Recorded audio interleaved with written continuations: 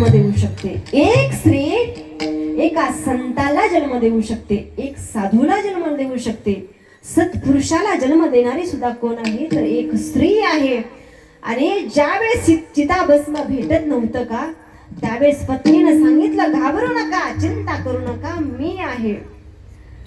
त्या झोपडीतलं साहित्य बाहेर काढा आणि झोपडीचा दरवाजा लावा.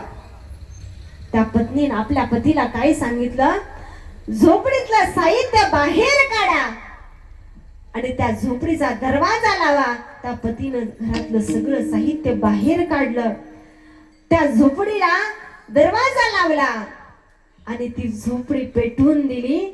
त्यामध्ये त्यांची पत्नी जिवंत होती.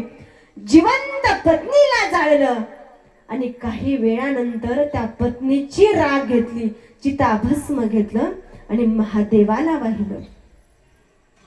देव परीक्षा घेत होता. लिंग पुराणामध्ये ही कथा आहे.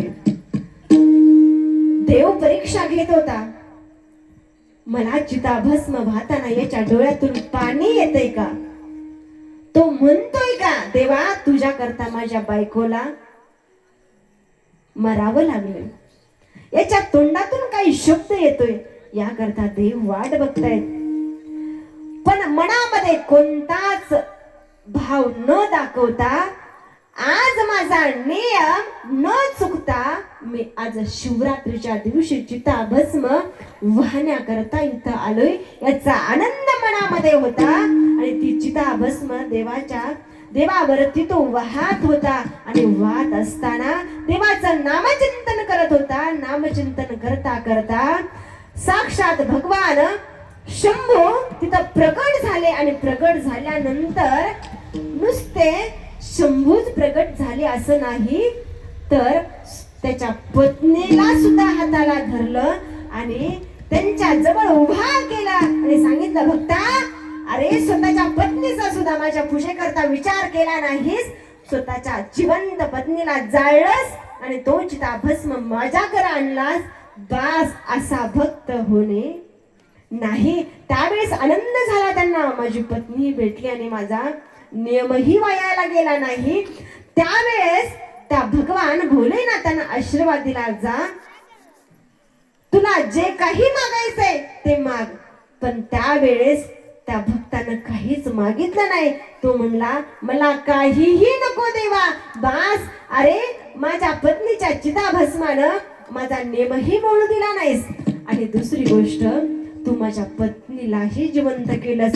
आयुष्यात येऊन माणसानं परीक्षा बघण्यापेक्षा त्या देवानं परीक्षा बघितली. आयुष्यात येऊन मी कमवलंय काय देवा, तुला कळतंय का रे? त्यावेळेस महाराज सांगतात की बाबांनो, आयुष्यात येऊन तुमची श्रद्धा, तुमचा भाव कसा पाहिजे तर त्या एका भक्तासारखा पाहिजे. विठ्ठल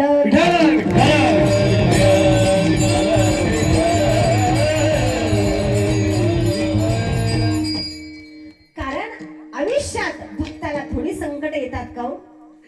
काशीचं पाणी गाढवाला पाजलं, गाढव म्हणून नाही तर गाढवा सुद्धा ईश्वर आहे कळलं म्हणून. चला भिंती बाह्य, भिंतीला उद्देशून म्हटलं नाही तर भिंतीत सुद्धा चैतन्याची ताकद माझ्यात हे कळत होतं म्हणून. अहो माझ्या मीराबाईंना विष प्यावं लागलं. भक्ती सोपी आहे का? भक्ती करणं सोपी आहे का? माझ्या मीराबाईंना विष प्यावं लागलं. माझ्या जनाबाईंना सुळावर देण्याकरता नेलं. भक्ती सोपी आहे का? माझ्या जगद्गुरु तुकाराम महाराजांचा गाथा बुडवला. 13 दिवस अमरण उपोषण केलं तेव्हा गाथा भेटला.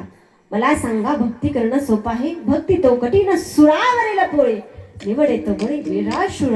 पण महाराज म्हणतात की ठेविले अनंत तैसेची राहावे आणि चित्ते असू द्यावे समाधान. कारण तुम्ही जर यथाविधी या शिवरात्रीचं व्रत केलं आणि भावनेने श्रद्धेने जर त्या शिवलिंगाचं पूजन केलं तर होतं काय? अभंगाचं दुसरं